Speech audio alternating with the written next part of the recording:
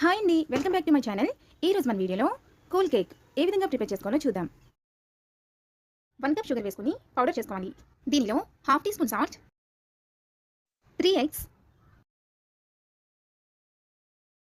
1/3 cup oil, 1 spoon vanilla essence, 2 spoons milk వేసుకుని మరీ high స్పీడ్లో కాకుండా మీడియం స్పీడ్లో క్రీమీ టెక్స్చర్ వచ్చేలా గ్రైండ్ చేసుకోవాలి.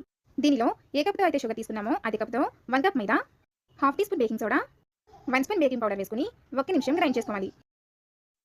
మనం ముందుగా ప్రీహీట్ చేసుకున్న కడాయిలోకి కేక్ మౌల్డ్ని పెట్టుకోవాలి. దీనిని మీడియం ఫ్లేమ్లో 30 to 40 మినిట్స్ కుక్ చేసుకోవాలి. ఇలా 40 మినిట్స్ అయిన తర్వాత కుక్ అయిందో లేదో చెక్ చేసుకుని స్టాప్ చేసుకోవాలి. ఆ తర్వాత దీన్ని పూర్తిగా చల్లనివ్వాలి.